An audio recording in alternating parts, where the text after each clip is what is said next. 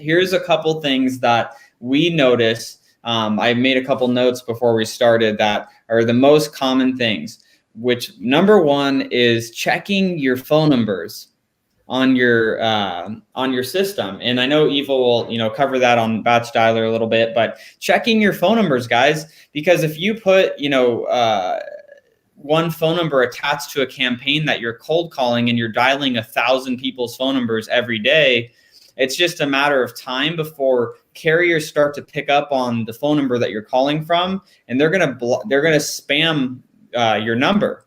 And you have to think about that for yourself. If you're getting a phone call and it says spam likely or scam likely on your phone, you're more than likely not going to answer that phone call. So what you have to think about is if you leave your dialer unattended, as far as making sure your numbers are good, you can be calling from spam or scam phone numbers for days or weeks. And that's one of the most common offenses that I see people doing, is not paying attention to what's going on with their phone numbers. So that would be, number one, is making sure that your phone numbers are good with whatever system that you're using.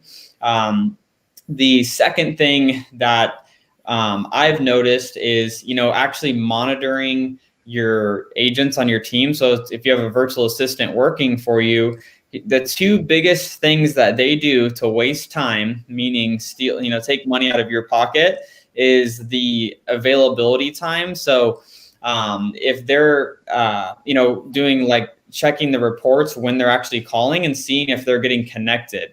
And if they're not getting connected, again, that's a waste of your money. So you got to be paying attention to the time that they're spending when they're calling, and seeing if they're getting on the phone with people and having meaningful conversations. The third thing would be that post-call time.